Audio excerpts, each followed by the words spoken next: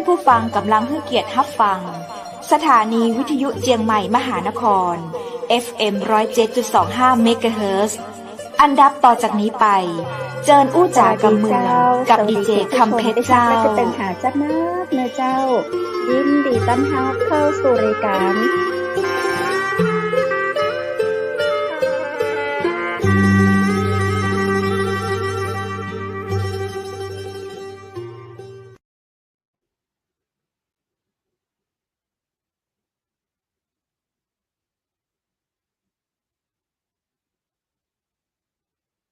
สวัสดีเจ้าสวัสดีคุณผู้ชมที่ฮักและก็ตึงหาจัดนักยินดีต้อนรับเข้าสู่รายการอูจ่ากำเมืองต่างจังใหม่มหานครแพร่ภาพออกอากาศจากอาคารวังสิงคำอำเภอเมืองจังหวัดเชียงใหม่เจ้าคุณผู้ชมและคุณผู้ฟังเจ้าปิ้งกับป้ากันเช่นเคยนะเจ้า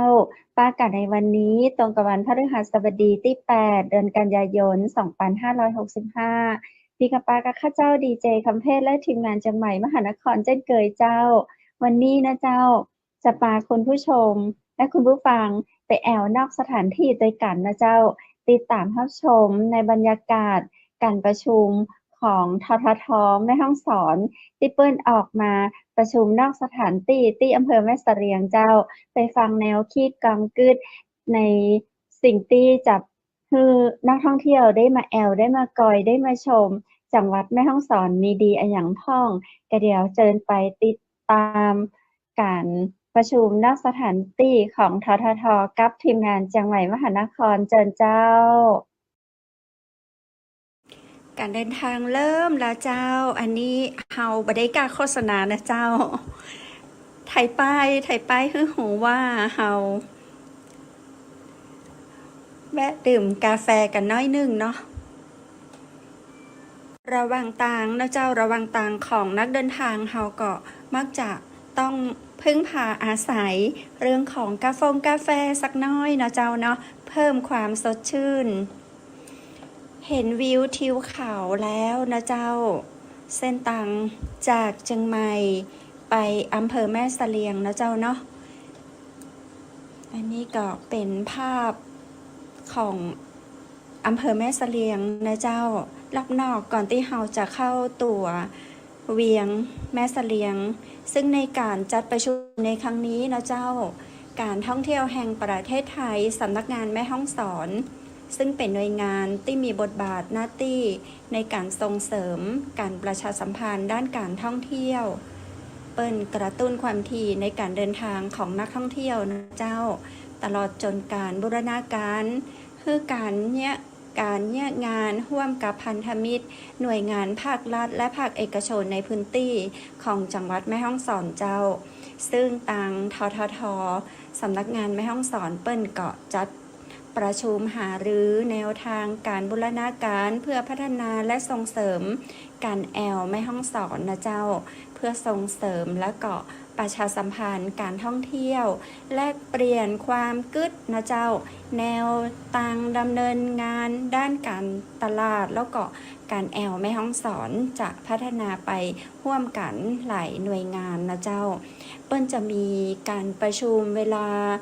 บ่าย3เป็นต้นไปบัดเดี๋ยวนี้เฮาก็หิวข้าวเนาะเดินทางมาจากจังหวัดเชียงใหม่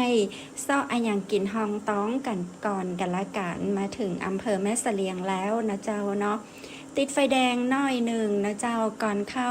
สู่เวียงแม่เสลียงเวียงงามนะเจ้าจะมีไฟแดงที่ถนนใหญ่ถนน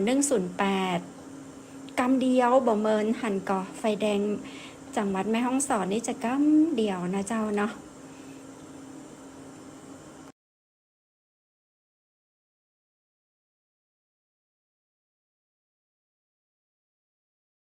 แน่เฮามีนางแบบตัวนะเจ้าปิปองชนานานเงาสุวรรณผู้สื่อข่าวท้องถิ่นนะเจ้าเป็นผู้สื่อข่าวไทยรัฐจังหวัดแม่ฮ่องสอนตัวนะเจ้างามและก็ใจดีปาทีมงานของเฮาแวะกินข้าวนะเจ้าดื่มน้ำเย็นกาแฟเปิดต้นฮับด้วยความมีน้ำใจอันงดงามของเจ้าแม่เสลียงเจ้า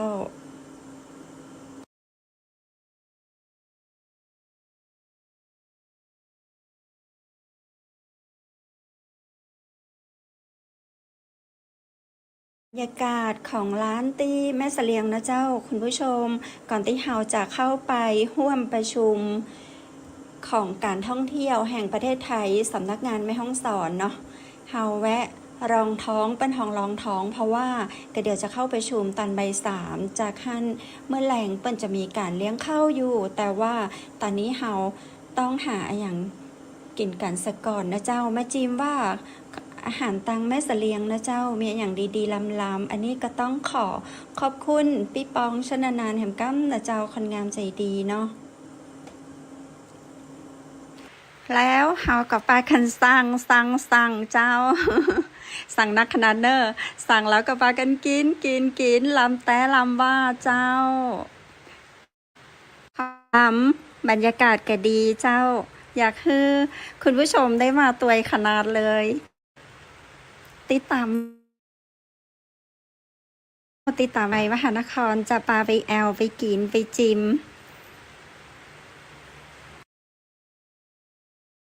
อุ้ยหมดแล้ว ทีมงานเฮาบอกว่ากองทัพเดินด้วยท้องอิ่มแล้วเนี่ยกันได้เมื่อเฮาอิ่มกันแล้วนะเจ้าเราก็ไปที่ห้องประชุมกันเลยกันแล้วกันนะเจ้าวันเดียวนี้ตั้งห้องประชุมกันนะจะเริ่มการประชุมในเรื่องของการท่องเที่ยวจังหวัดแม่ฮ่องสอนนะเจ้าเนาะการประชุมของททท.แม่ฮ่องสอนครั้งนี้นะเจ้าก็เป็นการประชุมหารือแนวทางการบูรณาการเพื่อพัฒนาและส่งเสริมการแอลแม่ฮ่องสอนนะเจ้าเนาะที่ร้านอาหารบ้านไม้แดงอำเภอแม่เสลียงจังหวัดแม่ฮ่องสอนเจ้าเอาละตอนนี้เรากำลังเดินเข้าสู่อำเภอแม่เสลียงจังหวัดแม่ฮ่องสอนนะเจ้าจะเห็นวิวงามๆนะเจ้าบรรยากาศของอำเภอแม่เสลียงเป็นพิพิธภัณฑ์นะเจ้าปากตังเข้าอำเภอแม่เสลียงเจ้าถ้าไปทางซ้ายก็ไปอำเภอศพเมยอันนี้เราตรงไปนะเจ้าเข้าสู่เวียงแม่เสลียงเวียงงามเจ้าคุณผู้ฟังการที่เราจะไปร่วมประชุมในครั้งนี้นะเจ้าตังทรท.สำนักงานแม่ฮ่องสอนเจ้าเปิ้นจะมีการมอบนโยบายด้านการท่องเที่ยวแนวทางการบูรณาการเพื่อพัฒนาและส่งเสริมการแอลแม่ฮ่องสอนนะเจ้าแล้วก็จะมีการสรุปการดำเนินงานในปี 2565 เนาะแล้วก็ทิศทางการดำเนินงานในปี 2566 ในปีหน้านี้ตัวเจ้า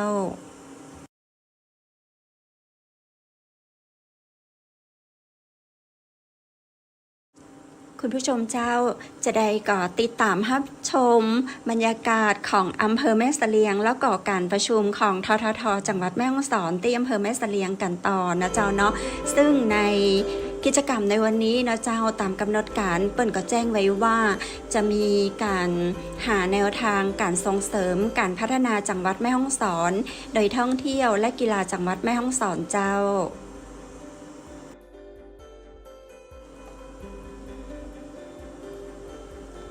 เจ้าเรื่องของแนวทางการส่งเสริมและ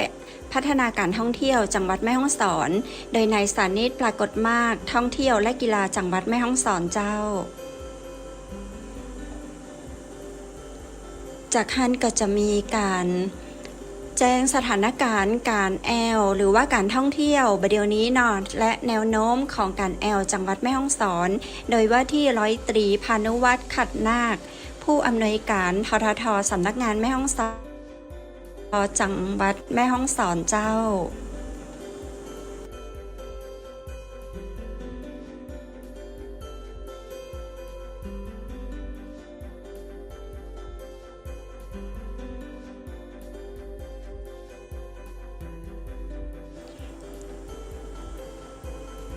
มีเรื่องของการเตรียมความพร้อมของแหล่งท่องเที่ยวในพื้นที่อุทยานตัวยนะเจ้าโดยนายยอตินวงรินยองหัวหน้าอุทยานแห่งชาติสารวินนะเจ้าการเตรียมความพร้อมของแหล่งท่องเที่ยวในพื้นที่อุทยานเนาะแล้วก็จะมีการเตรียมความพร้อมและแนวทางการส่งเสริมเรื่องวัฒน สอนโดยนางสาวทัศนีดอนเนตรวัฒนธรรมจังหวัดแม่ฮ่องสอนการส่งเสริมสินค้าและผลิตภัณฑ์โอท็อปของจังหวัดแม่ฮ่องสอนโดยพัฒนาการจังหวัดเจ้า เป็นกระทรวงสังคมกลุ่มเศรษฐกิจนะคะก็คือเน้นในเรื่องของการสร้างรายได้ให้กับชุมชนนะคะสร้างเศรษฐกิจฐานรากนะคะให้กับชุมชน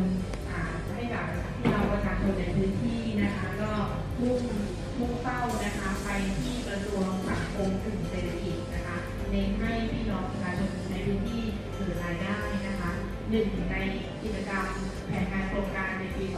2565 ที่ผ่านมานะคะก็จะเป็นการขับเคลื่อนตามโครงการชุมชนคุณธรรมนะคะเป็นชุมชนคุณธรรมที่ขับเคลื่อนด้วยพลังบวรนะคะบวรในที่นี้จะเป็นบวรวัดนะคะที่มีเครือข่ายนะคะทางด้านเศรษฐกิจนะคะร่วมขับเคลื่อนก็เป็นชุมชนที่มีความเข้มแข็งนะคะมีความเข้มแข็งและมีความพร้อมในการต้อนรับนักท่องเที่ยวนะคะร่วมบริหารจัดการภายในชุมชนนะคะและขณะนี้นะคะในปี 2564 และ 2565 ที่ผ่านมานะคะก็มีชุมชนที่เป็นชุมชนต้นแบบนะคะก็คือชุมชนบ้านขาบองนะคะอำเภอเมืองแม่ฮ่องสอน สำหรับแบบที่พักที่เที่ยวแล้วก็ที่กินของนักท่องเที่ยวครับคือรูปแบบแต่ละรูปแบบจะมีความแตกต่างกัน โดยการออกตรวจตามรูปแบบนี้ครับตำรวจท่องเที่ยวก็จะสำรวจแล้วก็จะมีการให้คะแนนครับการให้คะแนนนี้ก็จะมีในลักษณะของการสอบถามว่าตามหัวข้อที่กำหนดไว้นะสถานประกอบการหรือว่าร้านอาหารหรือว่าแหล่งท่องเที่ยวนะได้ดำเนินการตามข้อนี้หรือไม่อย่างเช่นจะมีอยู่ข้อหนึ่งก็จะเป็นในด้านของเรื่องของกล้องวงจรปิดครับกล้องวงจรปิดตามหัวข้อในแบบสอบถามก็จะสอบถามว่ามีหรือไม่ถ้ามีก็จะมีการให้คะแนนในยุคของการให้คะแนนเต็มไปเลยครับแล้วก็ถือว่ามีการดำเนินการไปแล้วถือว่ามีกล้องวงจรปิดแล้วตำรวจท่องเที่ยวก็จะเอาหัวข้ออยู่นี้ครับไปลงคะแนนในระบบเพื่อให้ระบบประมวลผลเป็นการให้คะแนนต่อสถานประกอบการนั้นครับโดยที่ไหน ผมไม่ได้สงสารผมเลยเพราะว่าผมมีวิทยุทุกคันผมแซงเวทีผมก็มองข้างหน้าเพื่อนฝูงได้แต่ลด 70% ที่ท่านตำรวจเขาได้บอกเป็นนักที่เข้ามาเอง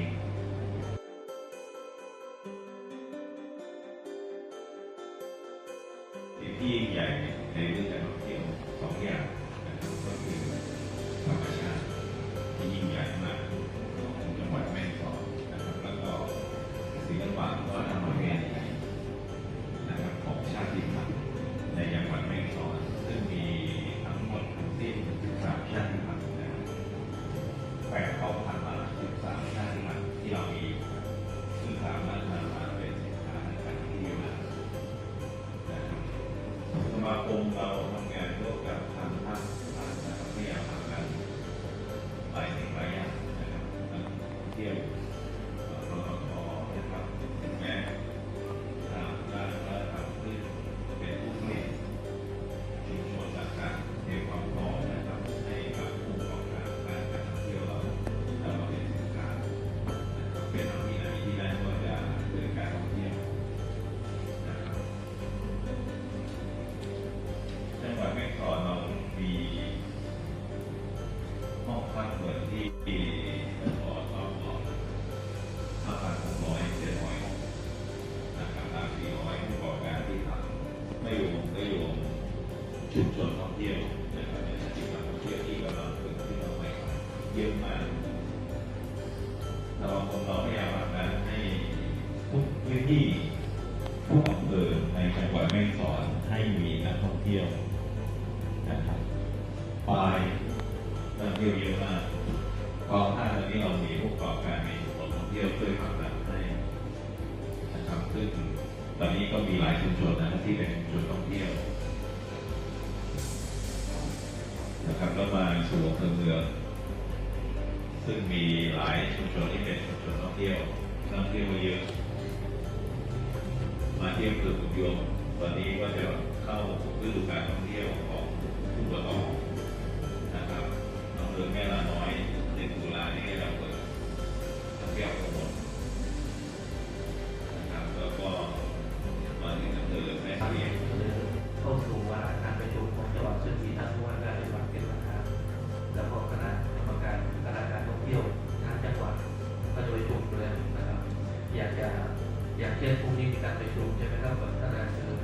ก็พอได้รายละเอียดทั้งหมดขึ้นไปก็เอาประชุมที่จังหวัดผมจะเอาประชุมในวันให้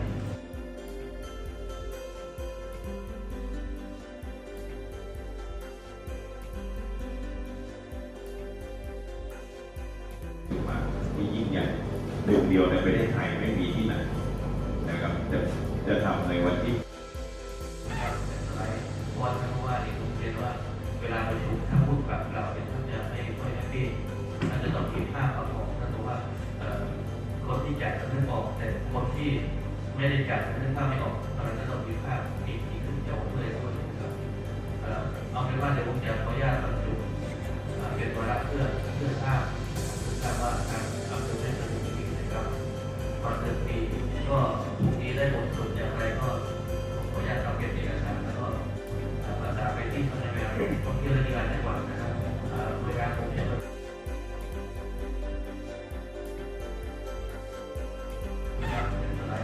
วันนั้นว่าที่ผมเป็นว่า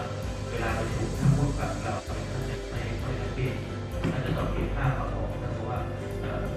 คนที่จัดท่านออกแต่คนที่ไม่ได้จัดท่านภาพไม่ออกเพราะฉะนั้นเราคิดภาพมีที่ขึ้นจะผมเลยพูดเอาเป็นว่าเดี๋ยวผมจะขออนุญาตประชุมทำจนได้สรุปจริงนะครับก่อนเดือนปีก็พรุ่งนี้ได้บทสรุปอย่างไรก็ผมขออนุญาตทำเก็บเอกสารแล้วก็ประสานไปที่สำนักงานท่องเที่ยวและกีฬาจังหวัดนะครับโดยการก็จะประสานมาทางตำรวจท่องเที่ยวที่อยู่ในพื้นที่นะครับ เพื่อให้เข้าไปที่พื้นที่ที่เกิดเหตุโดยเร็วที่สุดนะครับ อันนี้ก็จะเป็นการดำเนินการที่คล้ายๆก็หนึ่งนะครับซึ่งตามโดยข้อไหนตัวนี้ครับตำรวจท่องเที่ยวได้ดำเนินการ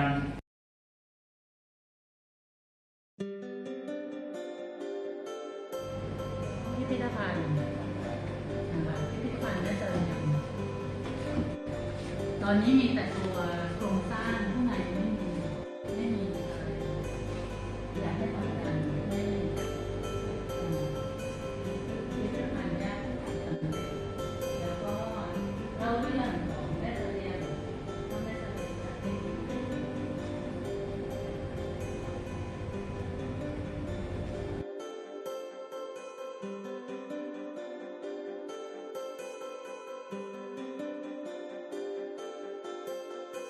วันนี้ก่อนอื่นก็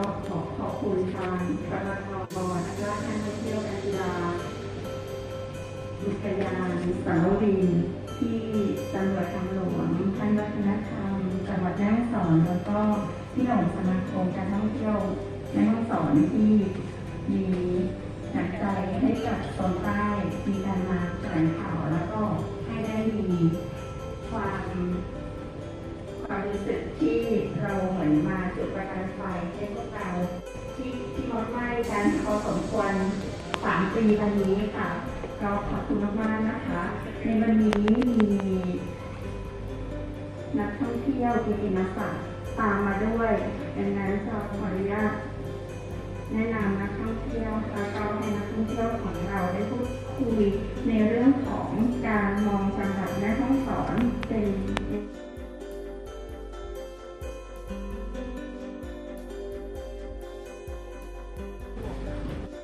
สวัสดีค่ะชื่อประกาศศรีรัตนศักดิ์สุรินะคะมาจากกรุงเทพก็ขออนุญาตที่เป็นพอดีติดตามคุณสายมาแล้วก็เป็นแฟนคลับเบอร์ 1ของแม่ฮ่องสอนเลยปีนึงก็มาแม่ฮ่องสอน10 ปีละมาปีนึงก็5-6 ครั้งแล้วก็เอาเงินเพื่อนๆมาบริจาคแม่ฮ่องสอนปีนี้บริจ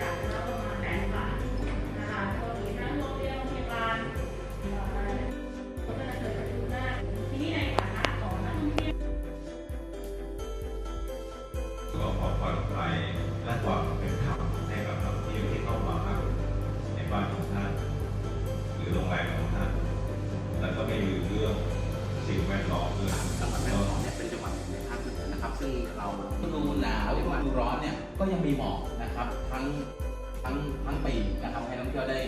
ด้ชื่นชมนะครับเนื่องจากว่าจังหวัดแม่ฮ่องสอนเนี่ยเป็นจังหวัดที่อยู่บนพื้นที่สูงนะครับมีอากาศที่เย็นสบายนะครับแล้วก็มีความชื้นมีป่าเยอะนะครับ86-87%เราเป็นพื้นที่ป่านะครับดังนั้นเนี่ยจังหวัดแม่ฮ่องสอนจึงเป็นจังหวัดที่มีความสวยงามและธรรมชาตินะครับแล้วนอกจากนี้แม่ฮ่องสอนก็ยังมีความที่เรียกว่าวิทยาศาสตร์ของความวิถีชีวิตความเป็นอยู่นะครับของผู้คนในพื้นที่เนี่ยหลากหลายมากนะครับไม่ว่าจะเป็นคนเมืองหรือว่าชาติพันธุ์ต่างๆนะครับเรามีทั้งหมดเนี่ยอยู่ประมาณ9ชาติพันธุ์นะครับในจังหวัดแม่ฮ่องสอนดังนั้นคนนักท่องเที่ยวหรือผู้ที่เดินทางมาจังหวัดแม่ฮ่องสอนเนี่ยก็จะได้รับประสบการณ์นะครับในเรื่องของการท่องเที่ยวที่อาจจะไม่เหมือนกับจังหวัดอื่นเรียกว่าจังหวัดแม่ฮ่องสอนเนี่ยจะมีเอกลักษณ์ที่เป็นจุดโดดเด่นเฉพาะตัวนะครับโดยเฉพาะอย่างยิ่งเรื่องของธรรมชาติแล้วก็เรื่องของวิถีชีวิตผู้คนนะครับการเดินทางก็ค่อนข้างที่จะแตกต่างกับจังหวัดอื่นอยู่แล้วนะครับเรามีเส้นทางที่เดินทางเข้าสู่จังหวัดแม่ฮ่องสอนเนี่ยมาสองสายหลักด้วยกันนะครับของ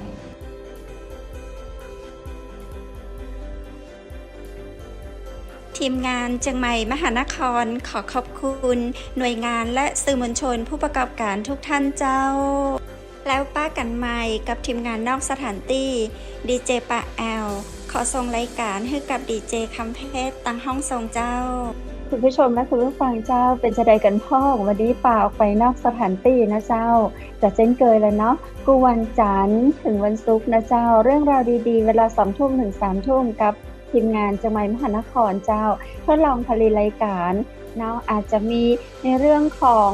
การเรียนรู้นะเจ้าบ่ถูกบ่เถียจะได้ก็กล่าวขอสุภาพอภัยคุณผู้ชมและคุณผู้ฟังไปเนอร์ช่วยกันติชมเข้ามานะเจ้าจะได้ปรับปรุงแก้ไขกันไป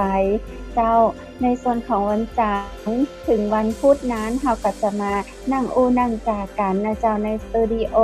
มีเรื่องราวดีๆทั่วสารทิศมาเล่าสู่กันฟังและวันพฤหัสบดีเนาะจะเป็นในช่วงของดีเจปาแอลเพราะว่าจะเป็นดีเจต้นอ้อดีเจวูดหรือว่าดีเจท่านใดที่เฮาได้มีโอกาสไปแอลเนาะเขาก็จะมีเรื่องราวดีๆมาเล่าสู่กันฟังผ่านรายการในวันพุธและวันศุกร์นะเจ้าและเมื่อตะกี้เฮาก็ได้ไปสัมผัสกับบรรยากาศการปรึกษาหารือได้ฟังแนวคิดตึงผู้ที่ทำงานอยู่ในท้องถิ่นจังหวัดแม่ฮ่องสอนนะเจ้าแล้วก็เรื่องของนักท่องเที่ยวนะเจ้าที่เปิ้นต้องการแล้วก็เปิ้นมีความประทับใจอย่างของจังหวัดแม่ฮ่องสอนนะเจ้านั่นก็เป็นในแนวการประชุม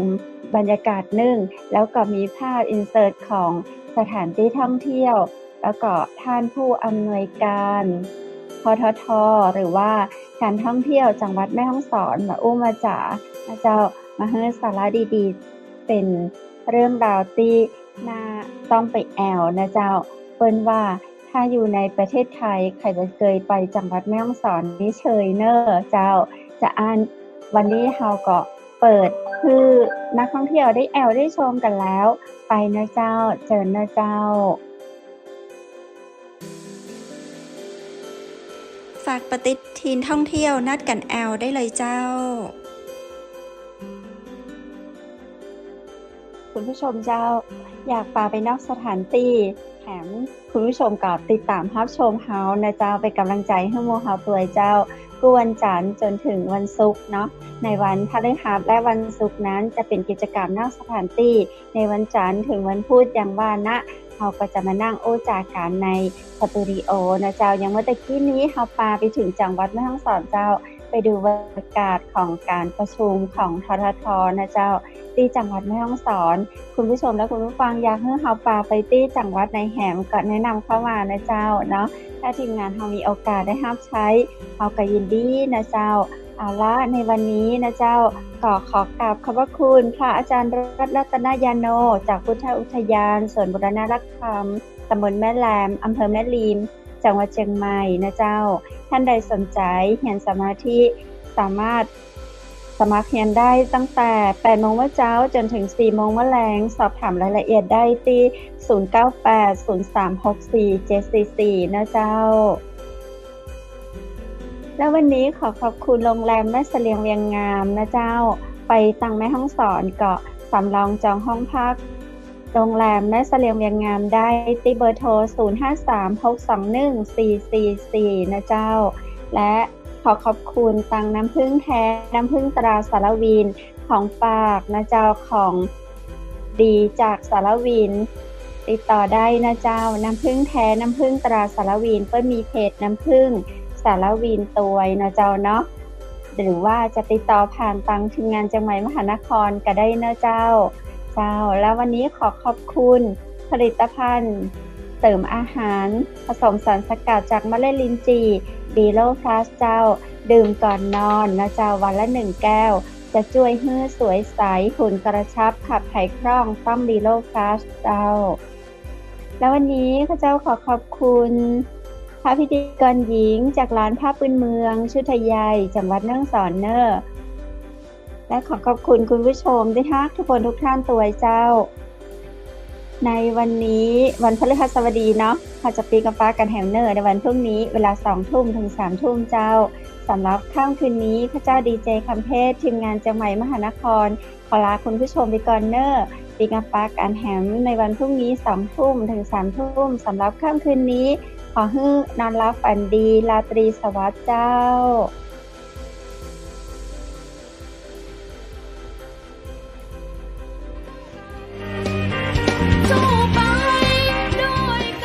สถานีวิทยุเจียงใหม่มหานคร 107.25 เมกะเฮิรตซ์ ขอแสดงความห่วงใยและเป็นกำลังใจให้ทุกท่านในช่วงการระบาดของโรคโควิด -19 ในครั้งนี้เพื่อลดความเสี่ยงควรสวมหน้ากากอนามัยทุกครั้งล้างมือเป็นประจำขอให้อยู่ที่บ้านให้นักที่สุดด้วยความปรารถนาดีจากหมู่เฮาเจ้าเจียงใหม่มหานครสนับสนุนโดยกาแฟโกแม็กคอฟฟี่และโรงแรมแม่เสรียงเวียงงามโทร 053-621-444 และ 081-595-2883